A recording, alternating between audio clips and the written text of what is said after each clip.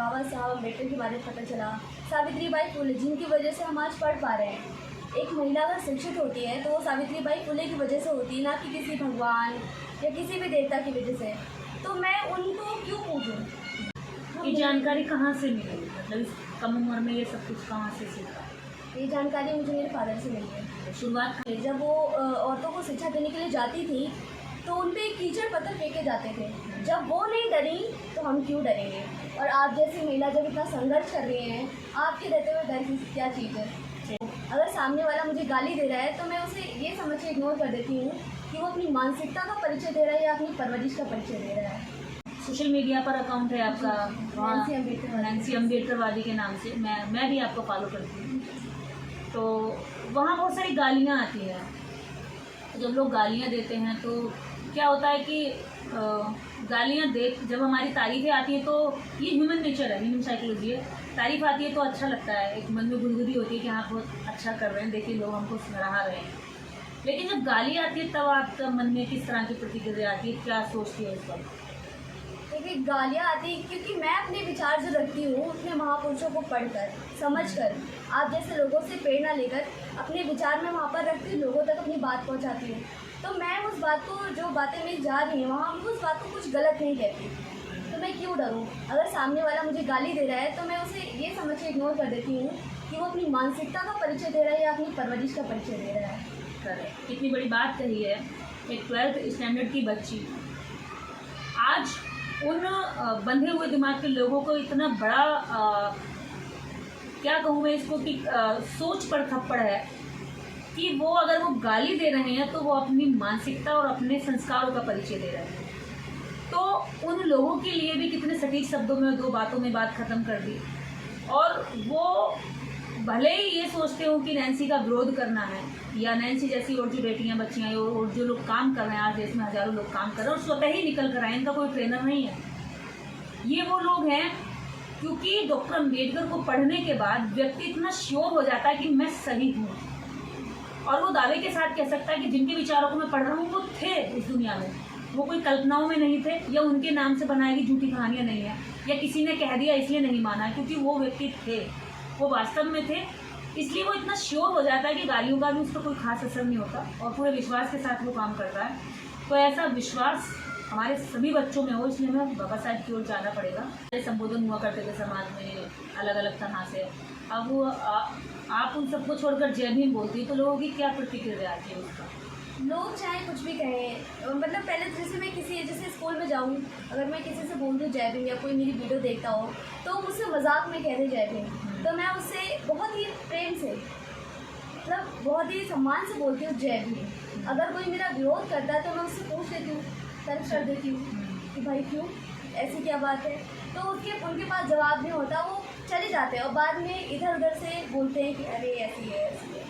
सामने से आपका बाइकआउट भी कर देते हैं। जी जी जी। तो तब आपको क्या फील होता है कि मतलब गलत लोगों के सामने आप पड़ जाती हैं और आप अपनी सही बात वो लोग आपकी नहीं समझ पाते, तो आप क्या सोचती हो उस वक्त इन लोगों के लिए?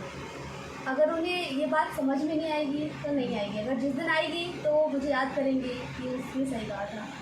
मतलब ये विश्वास है, भले आज नहीं जान रहे हैं, जब भी जानेंगे तब उन्हें नैन्सी ज़रूर याद आएगी कि हाँ नैन्सी जो बात कह रही थी ये बात ही सही है और हम इतने दिन तक अंधेरे में रहे।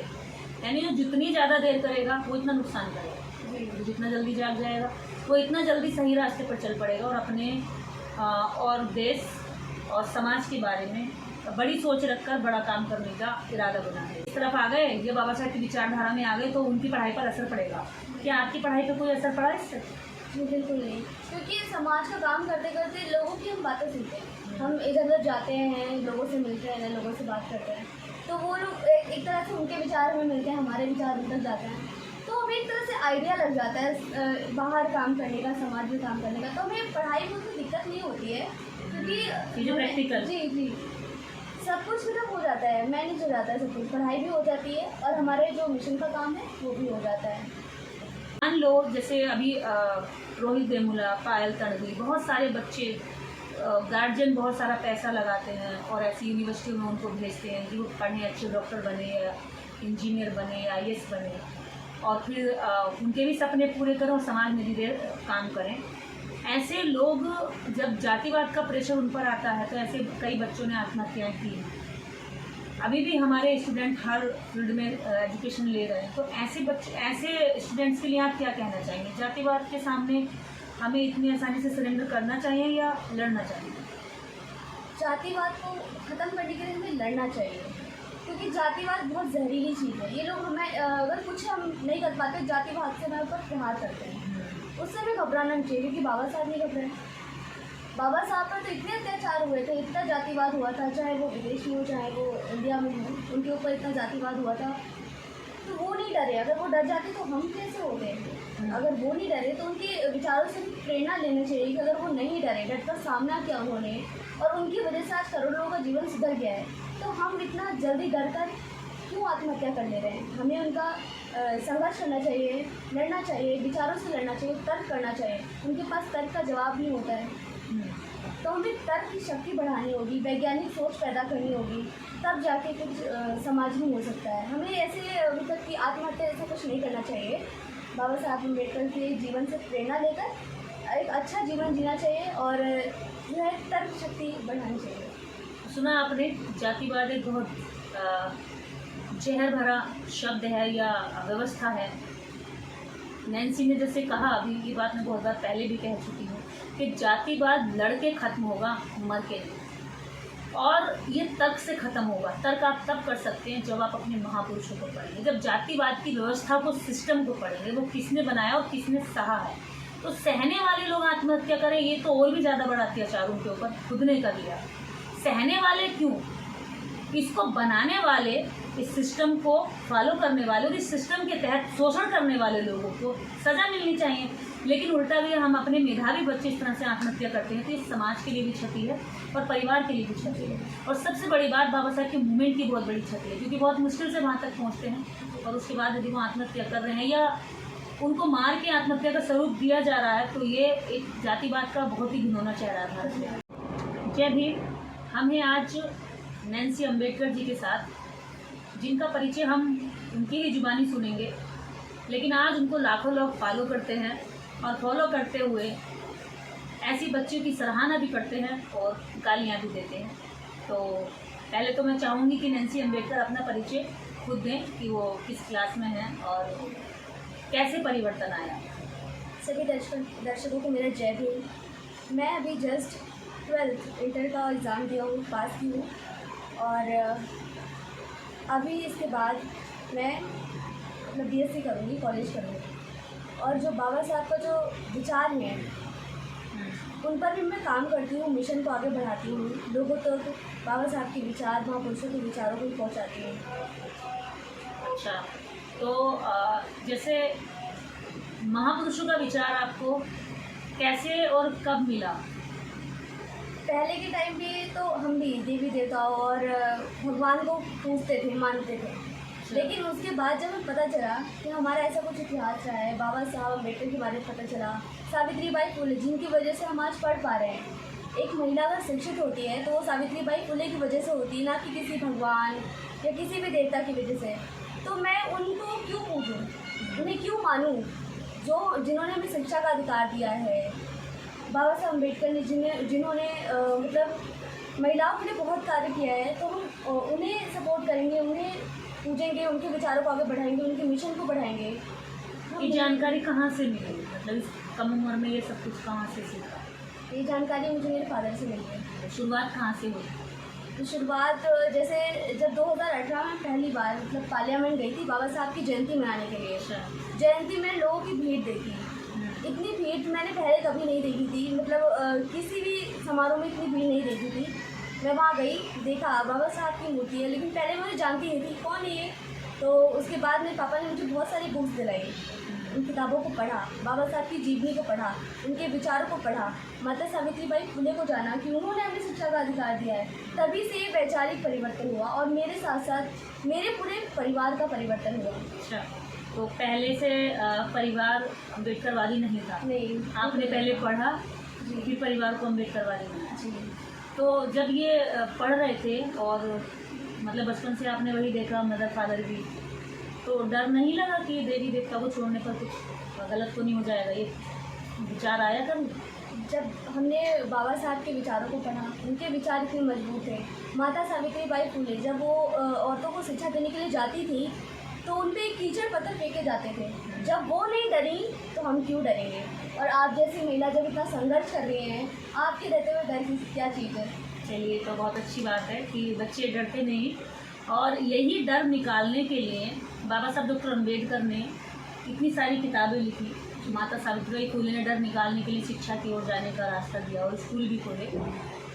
अब मान लीजिए जैसे आप लगातार काम कर रहे हैं, एक तरफ लोग कहते हैं कि पुरुष अम्बेडकरवादी हो गए हैं और अपने बच्चों को लेकर नहीं आते हैं। यहाँ पर एक उदाहरण आपके सामने है उन लोगों के लिए जो अपने बच्चों को घर छोड़ देते हैं और कार्यक्रमों में जाकर ताली बजाते हैं और सुनते हैं और सुख केवल कानों का सुख लेकर, आनंद लेकर लौट आते हैं। ऐसे लोगों को नैन्सी के पिताजी ने एक संदेश दिया है कि अपने बच्चों को आप ऐसे समारोह में ले जाइए, सामाजिक कार्यक्रमों में ले जाइए। एक जयंती में जाने से भले नैन्सी के पिताजी पर असर नहीं हो पाया, वो एक समारोह के रूप में या एक शाम घुमाने के पर्पज से बच्चों को ले गए थे। उन्हें भी नहीं पता था कि मेरी बेटी वहाँ से इतने बड़े विचारों को संजो कर लाएगी और पूरे परिवार में परिवर्तन कर देगी। तो मैं उन सबको यहाँ से ये खूबसूरत संदेश नैन्सी के माध्यम से बता देना चाहती हूँ कि अपने बच्चों को सामाजिक कार्यक्रमों में लेकर जाइए। बाबा साहब अम्बेडकर की जयंती या बुद्ध जयंती या कोई भी समारोह आपके महापुरुष से संबंधित होता है तो अपने बच्चों को लेकर जाइए। क्या पता जिस विचार को आप करते हुए डर रहे हैं, क्योंकि आप उस विचार में पक चुके हैं, आपको घबराहट हो सकती है, लेकिन नई उम्र के जो बच्चे होते हैं वो तुरंत डिसीजन लेते हैं कि हाँ ये गलत है तो गलत है। तो आप जो नहीं कर पाए, हो सकता है कि आपके बच्चों के माध्यम से हो जाए। ये तो बड़ी हम लोगों के लिए भी एक खुशी की और सुखद अनुभव होगा कि हमें हमारे बच्चे उस पुरानी व्यवस्था और रूढ़ियों से बाहर निकालने में प्रयास कर रहे हैं जिन रूढ़ियों में हमारे पूर्वज दम तोड़ गए और जीवन गुजार गए। हम नहीं निकाल पाए, लेकिन हमारे बच्चे उसमें सफल हो रहे हैं। तो नैन्सी के पिताजी को इसके लिए बहुत बहुत धन्यवाद कि उन्होंने अपनी बच्ची को समारोह में ले गए। दूसरा ये, जैसे अब नैन्सी ये बताइए, जैसे फ्यूचर में आपके सामने इस तरह से बहुत सारे आपकी एज ग्रुप के बच्चे मिलेंगे, तो वहाँ तो उन बच्चों को जो परवरिश आपको मिली वही उनको मिली है, क्योंकि उनको तो मौका नहीं मिला कि उनके फादर या उनके गार्जियन किस तरह के कार्यक्रम में ले जाएं। उन तक तो ये विचार नहीं पहुंचा, वो तो बेचारे अभी इनोसेंट हैं इस मामले में। तो उनके लिए आप क्या संदेश देना चाहेंगे, उनके लिए आप कुछ करना चाहेंगी, करेंगी, या फिर क्या आगे सोच है? मतलब मेरा तो एक उद्देश्य है कि जैसे जिनकी वजह से आज मैं जो हूँ, बाबा साहब उनके विचारों को मैं आगे तक ले जाऊँ। तो जहाँ भी जिससे भी मिलूँगी, अगर वो हमारे विचारों को, अगर अपने समाज का अगर हमारे विचारों को नहीं जानता है तो हम उसको विचार पहुँचाएंगे उस तक। जैसे पहले बहुत सारे, मान लो फ्यूचर में आप जैसे बेटियों की जब हम शादी करते हैं, फ्यूचर में ये भी एक स्टेप होता है लड़कियों के साथ। और भारत की जो परंपरा रही है पितृसत्तात्मक सोच, उसमें तो ये भी कहा जाता है कि लड़की पराये घर का कूड़ा है। तो आज जैसे बाबा साहब को पढ़ने के बाद आपके भी परिवार में इस तरह की सोच अभी है या अब कुछ बदला है? इस तरह की सोच तो मुझे नहीं लगता कि मतलब मेरे पिता के अंदर इस तरह की सोच होगी या मेरी माता के अंदर इस तरह की सोच होगी, मुझे ऐसा नहीं लगता। क्योंकि वो लोग जिस तरह से मुझे ट्रेन कर रहे हैं अपने पैरों पे खड़े होने के लिए कि तुम खुद कमाओ, किसी पे तुम्हें निर्भर ना रहना पड़े। पापा मुझे बोलते हैं किसी पे निर्भर नहीं रहना, भले वो ठीक शब्दों में नहीं बोलते लेकिन बोलते हैं निर्भर नहीं रहना। वो सटीक नहीं, वो बात नहीं बोलते जो उन्हें बोलना है, वो बोलते हैं कि निर्भर मत रहना किसी के ऊपर। तो मैं उन बातों को समझ आती हूँ कि पापा मुझे क्या कहना चाहते हैं। तो अगर जब तक हम किसी पर निर्भर रहेंगे, आत्मनिर्भर नहीं बनेंगे, तब तक हमें सताया जाएगा। इसलिए हमें निर्भर बनने की जरूरत है। बाबा साहब ने हमें इतने अधिकार दिए हैं, उन अधिकारों के सहारा लेते हुए हम निर्भर बन सकते हैं। अच्छा, बाबा साहब अम्बेडकर के अनुयायियों में ये जो कूड़ा शब्द है कि बेटी पराये घर का कूड़ा, ये नॉर्मली सुनने में मिलता है समाज में कि अरे ये क्या करेगी पढ़कर। हम भी गांव-गांव जाते हैं, लोगों में काम कर रहे हैं, तो जब हम देखते हैं कि बेटे को तो पढ़ाया जा रहा है लेकिन बेटी को नहीं पढ़ाया जाता, हम पूछते हैं कि आप क्यों नहीं भेज रहे हैं स्कूल, तो वो कहती है बहनी ये तो पराये घर का कूड़ा है, क्या करना है इसको ज़्यादा पढ़ के, चूल्हा चौकई तो देखना है। तो ऐसी सोच के साथ जब वो अपनी बच्चियों को परवरिश करती हैं, बड़ा करती हैं, तो उन बच्चियों में जो जीवन में आगे बढ़ने की, ऐसी बच्चियाँ आपके साथ भी कॉलेज में या स्कूल में रहती हैं, उनकी सोच में और आपकी सोच में क्या अंतर रहता है? देखिए, अगर वो ठान ले एक बार कि हमें कुछ करना है, तो तो शायद वो कुछ कर सकती हैं। लेकिन कुछ लोग ऐसे होते हैं जो ऐसी सोच रखते हैं कि नहीं, इसको तो पढ़ाई घर जाना है, क्या करेगी, पढ़ के हमारा पैसा बर्बाद करेगी। तो उन लोगों को एक बार सोचना चाहिए, देखना चाहिए बाहर निकल के लड़कियाँ कहाँ तक जा रही हैं, यूपीएससी का रिजल्ट देखना चाहिए उन लोगों को। लेकिन अगर उसके बाद भी वो लोग नहीं समझ पाते हैं तो ये तो एक गार्जियन की बात। ऐसी लड़कियों की सोच कैसी होती है, उनकी सोच डेवलप हो पाती है या फिर वो भी उसी सोच को फॉलो करने लगती है या उसी के आधार पर जीवन को सोचती आगे बढ़ती है?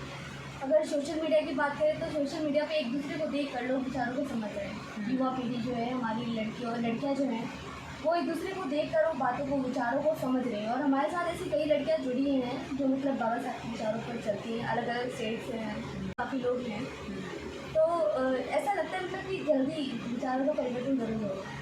मतलब चमत्कार किसी का होना हो, लेकिन बाबा साहब डॉक्टर अम्बेडकर के विचारों का जो जादू है वो दुनिया पर चल रहा है। चल रहा है, बिल्कुल चल रहा है। और भले देर से लोगों को समझ में आए, पर सरल और सच्चा जीवन जीने का रास्ता यही है, जिसको सच्चाई, ईमानदारी और वैज्ञानिक दृष्टिकोण पर जीवन जीना होगा, उसे इधर आना ही होगा। जी बिल्कुल। आज नैन्सी के साथ बात करके एक चीज़ तो और समझ में आ गई, अगर हमें खूबसूरत समाज बनाना है, अगर हमें शांति प्रिय समाज बनाना है, यदि हमें मानवतावादी समाज बनाना है, और यदि महापुरुष यानी अपने पुरखों की विरासत को बचा के संजो के रखना है और भविष्य को खूबसूरत तैयार करना है, तो हमें अपने बच्चों में अपने महापुरुषों की विचारधारा को संस्कारों के रूप में डालना पड़ेगा। उनके संस्कारों में जब हमारे महापुरुषों की सोच, विचार और उनके कार्य सम्मिलित हो जाएंगे, उनके आचरण में आ जाएंगे, व्यवहार में आ जाएंगे,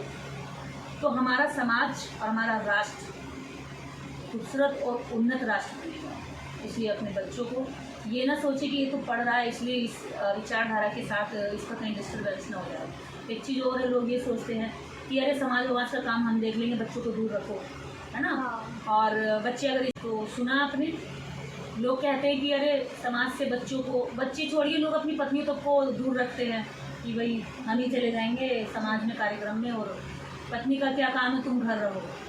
ऐसे में आपके सामने जीता जागता सबूत है नैन्सी अम्बेडकर। एक बच्ची अपने फादर के साथ एक कार्यक्रम में जाती जिसका नाम बाबा साहब अम्बेडकर जयंती होता है, और जयंती में जाकर वो बाबा साहब डॉक्टर अम्बेडकर के जीवन से इतनी बड़ी प्रेरणा लाती है कि कुछ समय बाद वो उनके विचारों पर, आज टेक्नोलॉजी के ज़माने में वीडियो का बहुत महत्व होता है, वीडियो बनाने लगती है, उसकी एडिटिंग करने लगती है, उन विचारों को पढ़कर इतने कॉन्फिडेंस के साथ बोलने लगती है कि सामने वाले को भी विश्वास होता है कि मुझे इसके साथ चलना चाहिए।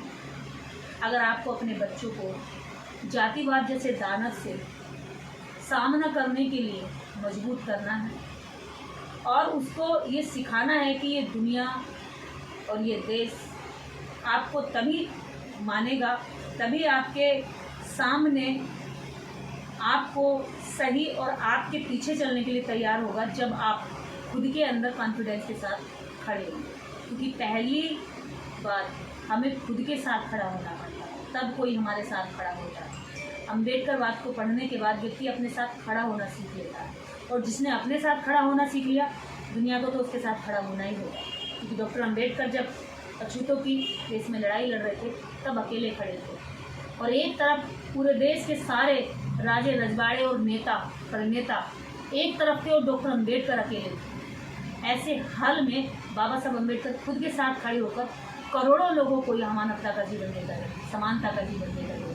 आज उन्हीं करोड़ों अछूते गूंगों बहरे जो लोग थे, जो गूंगे हुआ करते थे, बोलते नहीं थे, आका और दास सेवक अपने मालिकों के सामने रहते थे, जो बहरे होते थे क्योंकि वो धर्म ग्रंथ में उनको श्लोक या धर्म के शास्त्र सुनने का कोई भी अधिकार नहीं था। ऐसे बहरे गूंगों को जबान दे दी, कान दे दिए, जिनके हाथ कटे हुए थे, जिन पर अत्याचार होता था, हाथ नहीं उठा सकते थे, छोड़िए हाथ दूर की बात है, नज़र उठाकर ये नहीं कह सकते थे मुझे क्यों पीटा गया। आज वो सामना करते हैं और कहते हैं कि मेरी अगर गलती नहीं है तो मैं नहीं पीटूंगा, सेल्फ डिफेंस में हाथ भी उठा लेते हैं। तो ऐसे लोगों को हाथ पैर देने वाले बाबा साहब डॉक्टर अम्बेडकर के बच्चे आज उनके अनुयायी पूरे भारत को विश्व स्तर पर फिर से विश्व गुरु बनाएंगे, और ये मानवतावादी पहचान है।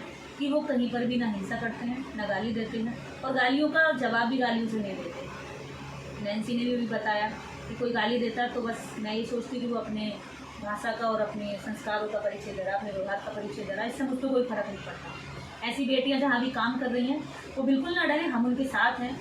बाबा साहब डॉक्टर अम्बेडकर के विचारों पर आप लगातार काम करते रहिए, बस कोशिश करिए कि अपनी ओर से गलती ना करें।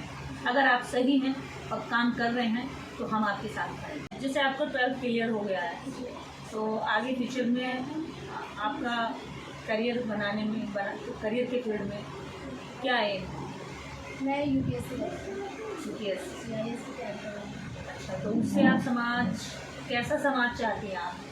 अगर आप उसकी तैयारी कर रही हैं तो वहाँ पे भी एक लोक सेवा आयोग के माध्यम से एक अधिकारी जब जाता है तो पॉलिसीज़ बनती हैं और उनको इम्प्लीमेंट करने के लिए आम जनता के गरीबों के लिए करता है।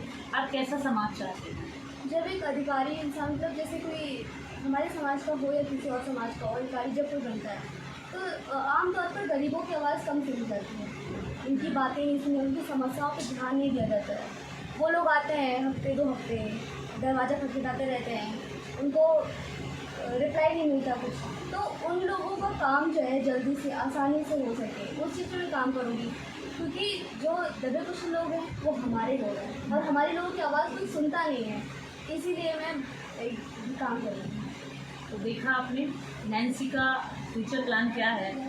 उसमें भी नैन्सी के अपने कोई सपने नहीं कि बंगला बनाऊंगी या मदर फादर के लिए बहुत बड़ा कोई फार्म हाउस तैयार करूंगी, ये अम्बेडकरवादी की बातें हैं। नैन्सी के फ्यूचर में बड़ी गाड़ी खरीदने का प्लान नहीं है, बड़ा बंगला बनाने का प्लान नहीं है। आप मान लीजिए कल भविष्य में, क्योंकि सिस्टम में क्या होता है, जब आप ऑफिसर हो जाते हैं तो वहाँ बहुत सारे ऑफिसर्स सुख में चले जाते हैं और जैसे पहले गरीबों की बात करते हैं और बाद में वो काम नहीं कर पाते।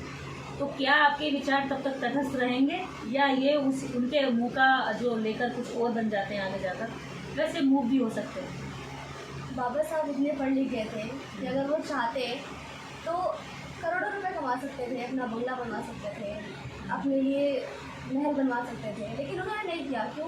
क्योंकि उनके लोग जो हैं पिछड़े हुए हैं, उनको शिक्षा नहीं मिल रही है। हमारे यहाँ शिक्षा नहीं मिलती, शिक्षा इतनी महंगी कर दी गई, हम लोग कहाँ से पढ़ेंगे?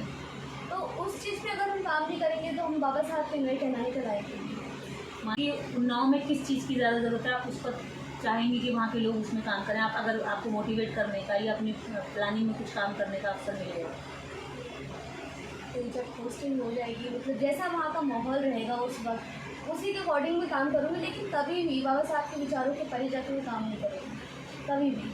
चाहे उसके लिए कितना भी त्याग करना पड़े, चाहे कुछ भी करना पड़े, लेकिन हमें मिशन को आगे बढ़ाएं। क्योंकि हम जो हैं, अगर हम आज IAS अधिकारी बन के जाते तो किसकी वजह से? सावित्रीबाई फुले, बाबा साहब की वजह से। अगर हम उनके मिशन को छोड़ देंगे, उनके विचारों को त्याग कर हम सुख भोगने लग जाएंगे, हम गाड़ी बंगले में बैठने लग जाएंगे, तो हम अनुयायी नहीं कराएंगे ना उनके। तो पहले हमें बाबा साहब का मिशन पूरा करना है। जब तक मिशन पूरा नहीं हो रहा है तब तक हम सुख का क्या करेंगे? तो सुना आपने, नैन्सी का कहना है कि जो लोग पहले सपने कुछ और होते हैं और बाद में सिस्टम में जाकर बदल जाते हैं, ऐसे कठिन सवाल पर एक 12th क्लास की बच्ची जवाब देती है। आप समझ सकते हैं, एक ऑफिसर जब चयन हो जाता है उसके बावजूद भी लड़खड़ाता है इस तरह के सवालों से। लेकिन नैन्सी का कहना है कि बाबा साहब अम्बेडकर के पास भी बहुत सारी अपॉर्चुनिटी थी, बहुत सारे ऐसे अवसर आए जब वो करोड़ों अरबों कमा सकते थे, सुख में रह सकते थे, लेकिन पूरा जीवन वो अपने लोगों के लिए, पिछड़े लोगों के लिए, दबे कुचलों के लिए संघर्ष करते रहे। और उनका कहना है कि आज भी हमारा समाज दबा है, कुचला, शिक्षा के क्षेत्र में उसको अवेयर नहीं है, और यदि अवेयर है तो शिक्षा इतनी महंगी है कि वो उसको ले नहीं सकता। तो ऐसे लोगों के लिए अगर मैं काम नहीं करूँगी तो मेरी पोस्ट या पावर मेरे काम की नहीं है, वो बाबा साहेब के विचारों और उसूलों के खिलाफ होगी। तो इस तरह के सवालों का जवाब एक अम्बेडकरवादी दे सकता है। दूसरा, ये लोग जहाँ भी होते हैं, चाहे सिस्टम में बैठे, चाहे गरीबों में बैठे, चाहे ये बाहर हों, चाहे व्यापार में हों, ये जहाँ भी होते हैं, ये ह्यूमैनिटी इनकी फर्स्ट प्रायोरिटी पर रहती है। ईमान